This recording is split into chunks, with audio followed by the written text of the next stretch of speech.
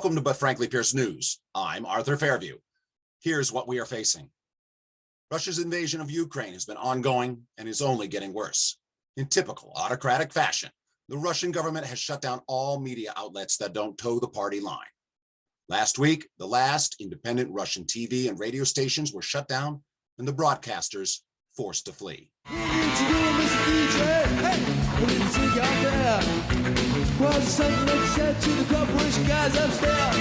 TV Rain, a youth-focused Russian TV station often critical of the Kremlin, was shut down by state authorities on Thursday, March 3rd. But its staff got in one last full newscast that ended in a symbolic protest. Войне. Точно нет войны. At the end of the night's report, the staff gathered around the news desk. The anchors were overheard saying, "No war," as everyone walked off together. The broadcast image of the empty studio was replaced by the TV station's logo and a message asking for donations before the telecast cut to old footage from a performance of Tchaikovsky's ballet, Swan Lake.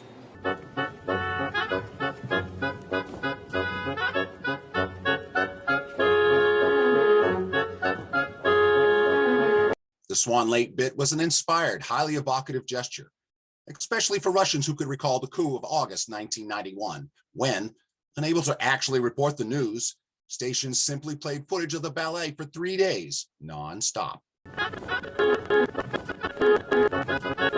On Tuesday, March 1st, the Russian Prosecutor General's office ordered Roskomnadzor, the Russian Federal Service for Supervision of Communications, Information Technology, and Mass Media. Federal Service for what now? Seriously, what the heck is that? It is a mouthful. Think of them as the Russian equivalent to the FCC. As I was saying, on March 1st, the Russian Prosecutor General's office ordered Roskomnadzor to take independent broadcasters Echo of Moscow and Dozh TV off the air and block access to their websites, according to news reports and reports by both outlets. The outlets' websites were inaccessible in Russia shortly after that order was announced, those reports said. Were the ratings that bad? Shh, don't give them any ideas. When Dozh, Russia's last independent general news television channel, stopped broadcasting on March 3rd, its CEO, Natalia Sindayeva, said on the air that a looming law making fakes about the war punishable by 15 years in prison is forcing the channel to temporarily shut down. Combined with today's liquidation of Echo of Moscow radio station, major independent broadcast media have now all but ceased operating inside Russia. Russian lawmakers will take up the bill on disinformation about the war in Ukraine, which the Kremlin says is not a war.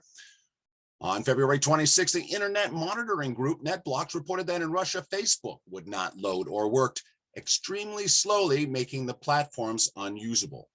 That report also said that access to Twitter has been restricted in Russia, and Twitter posted that its service was restricted for some people in Russia. Also recently, Roskomnadzor sent letters to 10 news organizations warning that access to the outlets would be restricted if they did not remove false information about the war in Ukraine. At this time, both Facebook and Twitter are blocked in Russia. Someone's getting kind of touchy about what's happening. Does this mean they aren't able to see us? The world is talking, but I am not listening. La la la la la la la la la. Pulling out for a wider view of things, a big hunk of space junk met an explosive end on Friday when it collided with the moon, and astronomers are excited to view the fallout. An old rocket booster, once thought to be the upper stage of a SpaceX Falcon 9, but now believed to be from the Chinese Chang'e 5 T1 mission, although China denies this, slammed into the moon's far side at over 5,000 miles per hour. The rocket crashed into the lunar surface in a crater named Hertzsprung that's a little larger than the state of Iowa. The location is remote enough that impact doesn't pose any threat to the Apollo mission or other space program landing sites. What's the worst that could happen? This? Once upon a time, a junk man had a dream.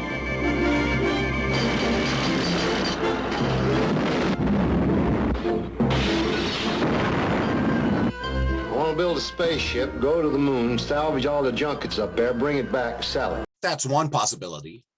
Or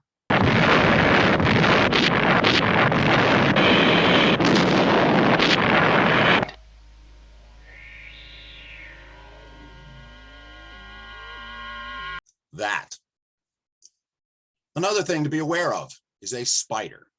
Huge invasive parachuting spiders covering the east coast of the US. The Joro Spider, native to East Asia, is also named from the Jorogumo, which in Japanese folklore is a type of yokai, a creature that can turn itself into a beautiful woman to prey on unsuspecting men. Giant spiders? Oh, perfect.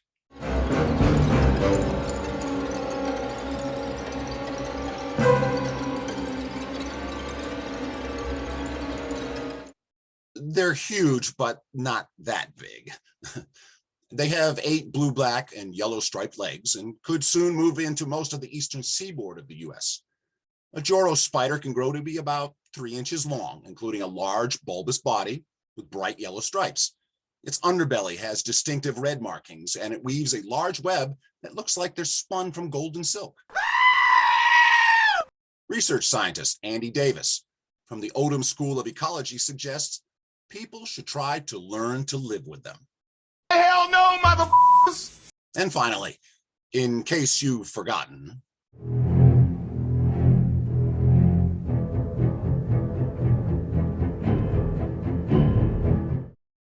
we won't let you. We certainly haven't.